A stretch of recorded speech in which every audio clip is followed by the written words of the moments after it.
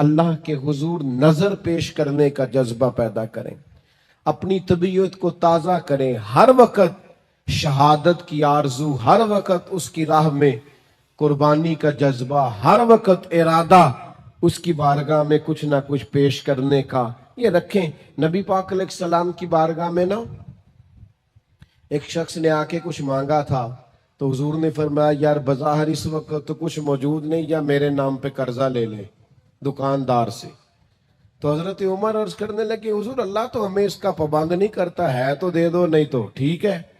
تو حضرت بلال کہنے لگے یا رسول اللہ آپ بانٹیے، عرش کا مالک بڑا عطا کرے گا۔ قرآن مجید فرقان حمید شہداء کی فضیلتوں کو جب بیان کرتا ہے تو بالکل ایک انوکھا مضمون اور ایک انفرادی نظم قرآن مجید قائم کرتا ہے۔ یعنی کچھ لوگ بدر میں شہید ہو گئے، تو اب ظاہر ہے کہ جو رواج ہوتا ہے بات کرنے کا، ہمارے ہاں بھی اسی عرف میں بات ہوتی ہے، فلاں کا انتقال ہو گیا۔ بعض لوگ ان لفظوں سے بھی کہتے ہیں یا فلانا فوت ہو گیا، فلاں مر گیا۔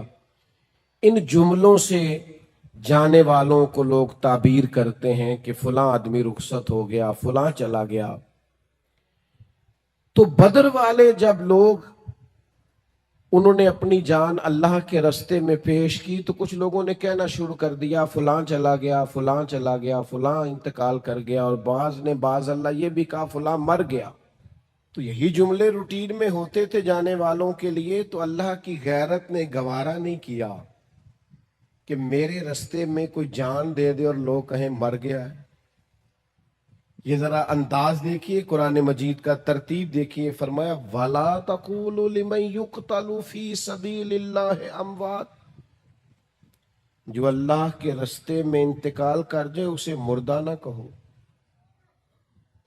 اس کی گہرائی میں ذرا اتریے گا، اس کی روح پرواز کر گئی ہے، اسے کفن پہنایا گیا ہے، غسل دیا گیا ہے، جنازہ پڑھا گیا ہے، قبر میں دفن کیا گیا ہے، اس کی بیوی بیوہ کہلا رہی ہے، بچے یتیم کہلا رہے، اس کا ترکہ تقسیم ہو رہا ہے، اس پر سارے احکام جانے والے کے لاگو ہو رہے، پر کریم فرماتا ہے چونکہ میری راہ میں گیا ہے تمہیں مردہ کہنے کی اجازت نہیں۔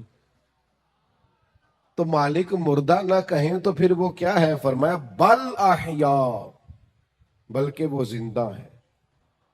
تو مالک وہ چلتے پھرتے کھاتے آتے جاتے نظر نہیں آ رہے، فرمایا وَلَٰكِن لَا تَشْعُرُونَ، تمہیں شعور ہی نہیں، تم شعور ہی نہیں رکھتے ان کی زندگی کا۔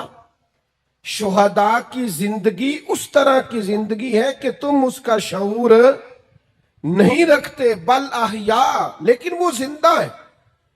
نبی پاک صلی اللہ تعالی علیہ وسلم نے ارشاد فرمایا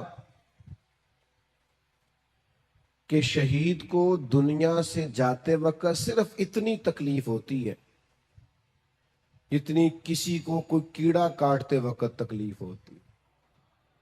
ایک سوئی لگنے کے برابر اسے تکلیف ہوتی ہے، اور پھر اللہ تعالیٰ اسے نہ ختم ہونے والی زندگی عطا فرما دیتا ہے۔ شہادت کی آرزو کرنا، میں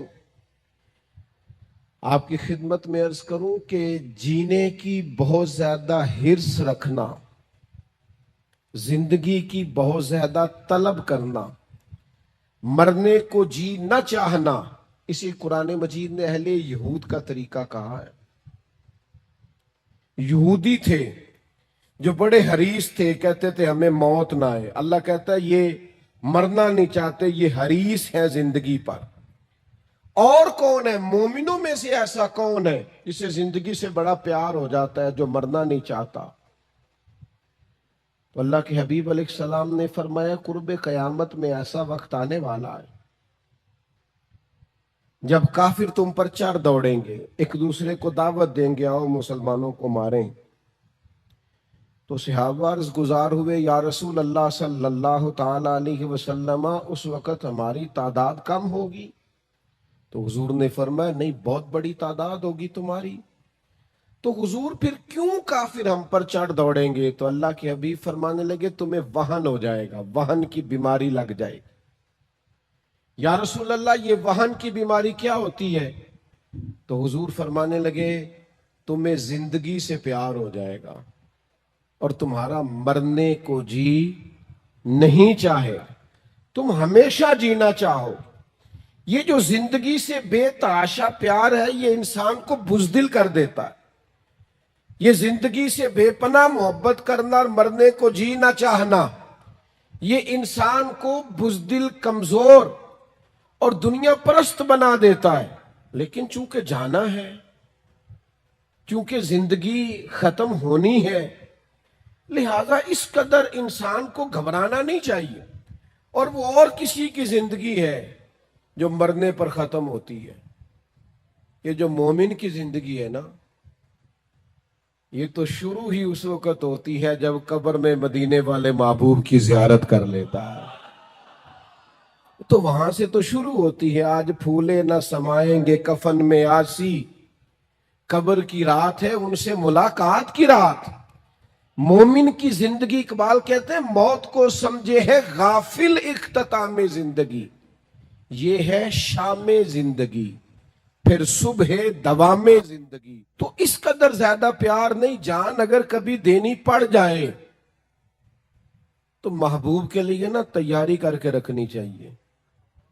یہ سنبھال کے رکھنا چیزوں کو اور اپنے آپ سے بلا وجہ پیار کرنا، کچھ لوگوں کو نا اپنے آپ سے بڑا پیار ہو جاتا ہے، وہ کوئی تکلیف نہیں برداشت کرنا چاہتے، وہ کسی اذیت میں نہیں آنا چاہتے، وہ بڑی پرسکون زندگی جینا چاہتے ہیں، پھر چھوٹی چھوٹی باتوں پہ ڈپریشن کا شکار ہوتے ہیں۔ ذرا سی چیز ہوتی ہے تو انہیں انزائٹی ہوتی، کیوں؟ اپنے آپ سے پیار ہی بڑا ہو گیا، اپنے آپ کو سہولیات ہی بڑی دے لی، سکون ہی بڑا دے لیا ہے، ذرا سی باتوں پر وہ پریشان ہو جاتے ہیں۔ لیکن جان پاویں نہ جان میرے محبوبہ، میں تے لگیاں توڑ نبھیساں، رات تیرے وچ رول کے مرساں، تے قدم نہ پیچھا ہٹیساں، شہر تیرے دے ٹکڑے منگساں، تے تیرے کتیاں دے پیر چمیساں، آزم جان امانت تیری تو جدو منگ سے میں پیش کرے سا۔ اے جان امانت تیری تو جدو منگ سے میں پیش کرے سا۔ جان امانت ہے، جب مانگے پیش کر دیں گے۔ تو صحابہ جان پیش کرتے رہے اللہ کے حضور پیش۔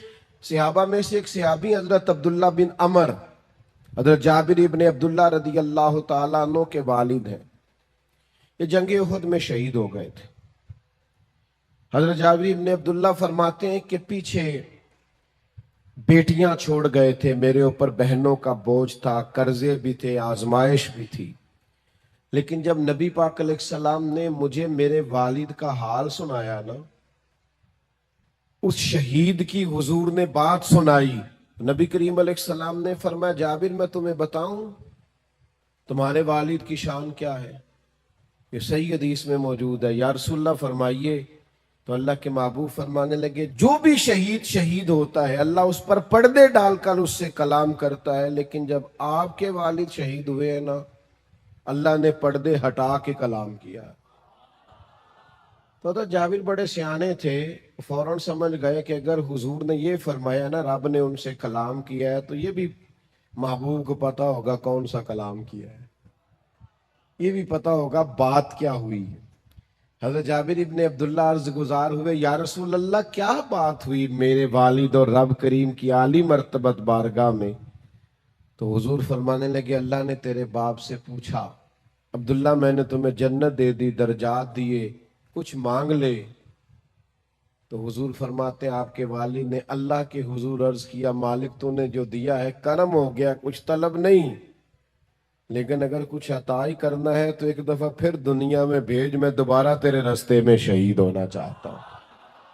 ہم نے نا آہستہ آہستہ اپنے مزاج میں بزدلی سی پیدا کر لی ہے۔ نبی کریم علیہ السلام نے فرمایا جس کے دل میں کبھی شہادت کی آرزو پیدا نہیں نہ ہوئی، جسے کبھی شوق نہیں آیا کہ اللہ کے رستے میں شہید ہو جاؤں، اس کے سینے میں دھڑکنے والا دل مومن کا نہیں منافق کا ہے۔ اسے کبھی خواہش ہی نہیں پیدا ہوئی کہ میں جان راہ خدا میں خرچ کر دوں، کبھی آرزو ہی نہیں مچلی اس کے دل میں، اسے کبھی شوق ہی نہیں ہوا۔ عزیز دوستو، اللہ کے راستے میں شہادت کی جو لذت ہے، جو کیف ہے، جو سرور ہے، حضور کی نظر کرم رہتی ہے شہداء پر۔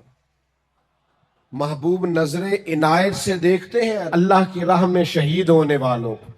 جنگ موتا کے لیے جب صحابہ جا رہے تھے تو نبی پاک صلی اللہ تعالی علیہ وآلہ وسلم نے ان کو وصیت فرمائی، فرمایا حضرت زید بن حارثہ رضی اللہ تعالیٰ عنہ کو اپنا امیر بنا لینا، اگر وہ شہید ہو گئے تو جناب جعفر طیار کو بنا لینا۔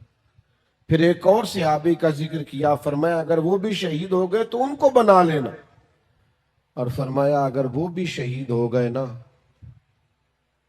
تو پھر تم باہمی مشاورت سے جس کو چاہو امیر بنا لینا۔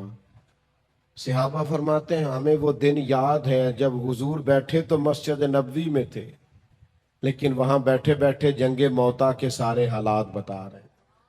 اب میرا زید بن حارثہ شہید ہوا ہے، اب جعفر طیار کے بازو کٹے، اب فلاں صحابی کی شہادت ہو گئی، یعنی جو اللہ کے راستے میں جانیں قربان کر رہے ہیں۔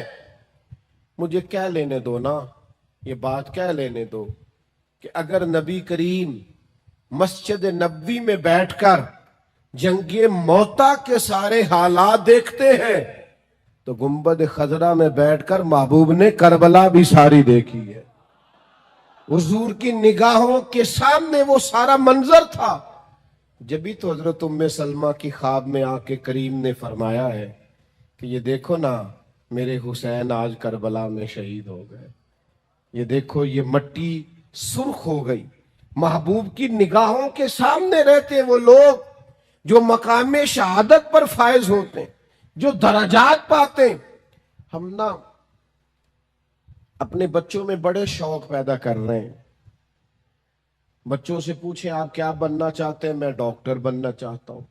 آپ کیا بننا چاہتے ہیں؟ میں پائلٹ بننا چاہتا ہوں۔ آپ کیا بننا چاہتے ہیں؟ میں انجینئر بننا چاہتا ہوں۔ بہت اچھی بات، یہ ساری باتیں خیر والی، ان میں اچھی نیتیں کر لی جائیں، اچھے ارادے کر لیے جائیں، خواہشات پاکیزہ بنائی جائیں تو ساری خیر والی ہیں۔ لیکن صحابہ کے گھروں میں جو بچے تھے نا، ان سے جب سوال ہوتا تھا نا بڑے ہو کے کیا بنیں گے، تو کہتے تھے راہ خدا میں گردن کٹائیں گے، اللہ کے راستے میں جانیں پیش کریں گے۔ ان کے جذبات انوکھے تھے کہ عمر تھوڑی ہے، قد چھوٹا ہے، بڑا بھائی سلیکٹ ہو گیا ہے جہاد میں جانے کے لیے، تو چھوٹا آگے بڑھ کے کہتا ہے یا رسول اللہ آپ نے اسے سلیکٹ کر لیا ہے، لیکن عمر اس کی بے شک تھوڑی زیادہ ہے، قد بڑا ہے، تو مجھ سے کشتی کرا کے دیکھ لیں، میں طاقتور اس سے زیادہ ہوں، آپ بے شک تھوڑی پنجہ آزمائی کرا لیں۔ تو جب دونوں بھائیوں کو حضور نے اجازت دی نا کہ ذرا لڑاؤ نا پنجے، تو چھوٹا بڑے کے کان میں کہنے لگا تو قبول ہو ہی گیا ہے، اور وہاں جو قبول ہو جائے اسے مردود نہیں کیا جاتا، تیری تو قبولیت ہو گئی ہے، ذرا گر نہیں جاتا تھوڑی دیر کے لیے، ذرا تھوڑا جھک جا تاکہ میری بھی قبولیت ہو جائے۔ جب یہ جذبے مسلمانوں کے بچوں میں پیدا ہو تو پھر اسرائیل دندناتا نہیں، پھر امریکہ دندناتا نہیں، پھر کفر اس طرح سے مسلمانوں پر حملہ آور نہیں ہوتا، پھر مسلمان نعرہ تکبیر بدر میں لگاتے ہیں اور کیسر و کسرا اپنے محلات میں کانپ جایا کرتے ہیں۔ لیکن وہ ہمارے وہ ٹھنڈے سی، ہماری وہ سکون پسندیاں، آرام طلبیاں، اقبال کہنے لگے لہو مجھ کو رلاتی ہے جوانوں کی تن آسانی، میں خون کے آنسو ریتا ہوں جب اپنے جوانوں کی طبیعت اور مزاج میں آرام پسندی دیکھتا ہوں، سکون دیکھتا ہوں۔ یار کیسے ہم انقلاب لائیں گے جب ہم اپنے بچے کو صبح اٹھائیں تو وہ ناراض ہو جائے کتنی جلدی جگا دیا ہے، میں تو موبائل ہی میرا 3 بجے بند ہوا تھا۔ جب اس بات پر اولادیں بگڑنے لگے، جو وقت اللہ نے سونے کا بنایا ہے وہ بیدار رہ کے گزارا جائے، اور جو بیدار رہنے کو کہا ہے وہ سو کر گزارا جائے، تو آپ کیا توقع رکھتے ہیں اس قوم سے؟ تھوڑا غور کریں۔ شہادت کے جذبات، شہادت کا ذوق، شہادت کی تمنا، شہادت کی آرزو शहादत लिए इंसान का अल्लाह के हुजूर हाजिर होना, इन दराजात को आप समझें, शहादत का जज्बा अपने दिल में पैदा करें, आने वाली नस्ल को ये कहें कि मुजाहिद फी सबीलिल्लाह बनना है अल्लाह के रास्ते में। और मैं आपसे अर्ज करूं, जो शहादत का जज्बा रखते हैं ना, जो जान देने की आरजू रखते हैं, वो माल छुपा के रखेंगे। जो जान देने की आरजू रखते हैं वो इक्तदार से चिमट के रहेंगे। जो जान देने की आरजू रखते हैं वो ये ख्याल करेंगे कि मैं छोटे छोटे मकासद में रहूं, बड़े मकासद। हजरत साद बिन माज बड़े महबूब सहाबी हैं नबी पाक के। जंगे खंदक में थोड़ा जख्म लग गया, नसीब इतने ऊंचे और आला थे उनके कि वो जख्म उनके वजूद पर लगा हुआ था। तो नबी करीम ने मस्जिद नबी के बाहर खैमा लगाया, उनका इलाज जारी था। तो अल्लाह के महबूब अपनी निगरानी में और कभी कभी अपने दस्ते मुबारक से भी मरहम पट्टी फरमाते। मैंने सुना है वो बन संवर कर मेरी अयादत को आ रहे हैं। और किसी ने कहा था उनके देखे से जो आ जाती है चेहरे पे रौनक, तो वो समझते हैं कि बीमार का हाल अच्छा है। तो नबी पाक अलैहिस्सलाम उनकी तीमारदारी फरमाते, करम नवाजी फरमाते, हुजूर रहमत करते, बंदा नवाजी फरमाते। हजरत साद बिन माज ने ना बीमारी, अब खैमा लगा हुआ है, जख्म का इलाज हो रहा है, उसी हालत में अल्लाह के हुजूर दुआ मांगते हैं। कहते हैं मालिक तू जानता है मेरे दिल में सबसे ज्यादा जज्बा कुफारे मक्का से लड़ने का था। ऐ अल्लाह अगर इनके साथ कोई जंग बाकी है तो मुझे जिंदा रख, वरना मौका बड़ा अच्छा है, हुजूर नजरे करम फरमाए हुए, मुझे इसी जख्म से शहादत की मौत अता कर दे। जब उन्होंने दुआ मांगी तो उनका जख्म फिर से फट गया, खैमे से खून निकलने लगा। करीम महबूब को इत्तला हुई, हुजूर तशरीफ लाए। एक कदम यहां रखते महबूब, दूसरा जरा आगे करके रखते, तीसरा जरा हटा के रख। हुजूर उनके सर पर पहुंचे तो उनके सर को उठा के गोद मुबारक में रख लिया। उन्होंने नजर उठाई, आंखें खोली, नजम की है खुदा आरजू है यही, और आशिके जार की आबरू है यही, मौत के वक्त सर उनके कदमों में हो, दीद होती रहे और दम निकलता रहे। अल्लाह के हबीब सल्लल्लाहु ताला अलैहि वसल्लम ने उनका सर गोद में रखा, उन्होंने आंखें खोल दी, हुजूर की जियारत की। नबी पाक ने कुछ नसीहत फरमाई, हुजूर बाहर तशरीफ ले गए। थोड़ी देर के बाद रूह परवाज कर गई। सहाबा ने अर्ज की हुजूर आप कदम हटा हटा के क्यों रखते थे? फरमाया फरिश्ते ही बड़े आए हैं उनके खैमे में। एक रवायत में फरमाया 70,000 फरिश्ते आए हैं जनाजा पढ़ने, 70,000 फरिश्ते जनाजे में। अल्लाह अकबर। महबूब ने जनाजा पढ़ाया और तदफीन से पहले हुजूर खुद उनकी कब्र में उतर गए और महबूब फरमाने लगे साद के विसाल से अल्लाह का अर्श हिल गया है, अर्श को वजद हो गया। इस तरह इन्होंने दुनिया छोड़ी। शहादत का जो मर्तबा है, शहादत का जो मकाम है, शहादत की जो इज्जत है, आप उसको समझें। अपनी तबीयत के अंदर ये ज़ौक लाएं कि जान वैसे भी तो जानी है, बिस्तर पे भी तो निकल ही जानी है। ये मेरे भाई हॉस्पिटल में भी तो ओ किसी ने कहा था मरते जाना है, किसी दे सिरे चढ़ के ना मरिए, मरते जाना है किसी दे होके ना मरिए। ओ जिंदगी तो गुजर जानी है, किसी के नाम ना कर दे। क्या अपने आप से प्यार करना, हर वक्त जीने की आरजू करना है, वही तेरे जमाने का इमाम बरहक जो तुझे हाजिर व मौजूद से बेजार करे और मौत की शक्ल में दिखला के तुझे जलवा यार जिंदगी तेरे लिए और भी दुश्वार करे, जो तेरा जीना मुश्किल कर दे, तेरा जीना मुश्किल। और आप अंदाजा करें, एक सहाबी थोड़ी सी ना टांग मुबारक دبا کے چلتے ہیں بظاہر. جنگ احد میں 4 بیٹے لے کے آئے، اپنے 4 بیٹے، حضور یہ میرے چاروں قبول کر لیں. جب وہ لوگ اللہ سے لیتے ہیں تو پھر نہیں گنتے، اور جب واپس دیتے ہیں میں 10,000 دیتا ہے مسیحتے، اعلان کر دیو. میں ختم شریف پہ چلا گیا تو وہ کہنے لگے جی ہمارے والد انتقال کر گئے تو ہم ان کی طرف سے نا 50,000 مسجد کو دے رہے ہیں، ذرا اعلان کر دیں. میں کہ ابا کی دے گیا تو کئی دکانہ نے اور بھی کافی مال ہے. میں کہ انہیں بھی جان لگے مسیحتے اعلان کرایا کہ انجی دے گیا ہے. نہیں انہوں نے تو، میں نے کہا آپ اس میں سے والد کے نام پہ 50,000 دے رہے ہیں، وہ بھی مسجد میں اعلان کرا کے. یعنی جب اللہ سے لیتے ہیں. کسی نے امام شافعی سے کہا کہ میں دینا چاہتا ہوں اللہ کے رستے میں پر کوئی مستحق بندہ نہیں ملتا، تو امام صاحب مسکرا پڑے. بعض لوگوں کے سوالوں پہ مسکرانا ہی چاہیے. وہ کہنے لگا حضور آپ مسکرائے کیوں؟ فرمانے لگے کمال ہو گئی ہے نا، تجھے مستحق بندہ ہی نہیں مل رہا خرچ کرنے کے لیے. تو بتا اللہ نے جو تجھے دیا تو اس کا مستحق تھا؟ تیری محنت اتنی ہے، تیری عبادت اتنی ہے، جب رب نے بغیر تیری مشقت اور محنت کے اپنے فضل سے دیا ہے تو بھی اللہ کے بندوں کو دیا کر، تو بھی دل کھولا کر. نبی کریم نے حضرت اسماء بنت ابی بکر سے کہا تھا اللہ کے رستے میں گن گن کے نہ دیا کر، اس کے راہ میں بے حساب دے، وہ بھی تجھے بے حساب ہی عطا فرمائے گا.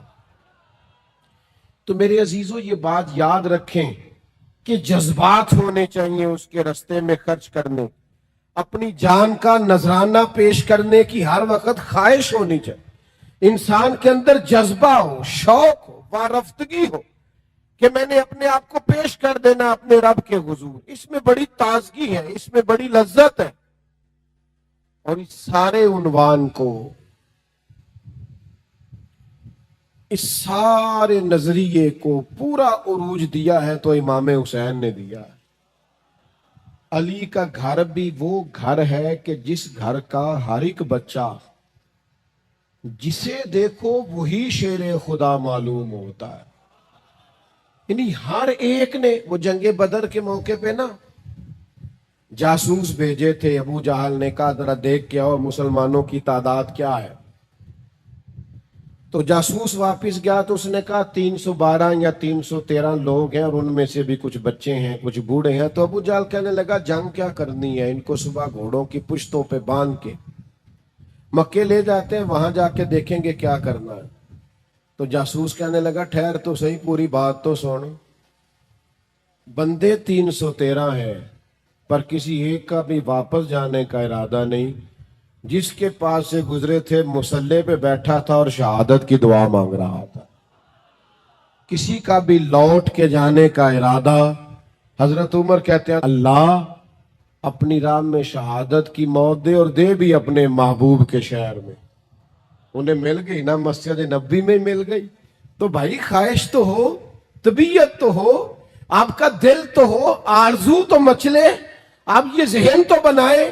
ہمارا ارادہ نہیں ہوتا، ہم خرچ نہیں کرتے اپنی صلاحیتیں دین کے لیے. امام حسین نے جو قربانی دی ہے وہ بڑی انوکھی ہے.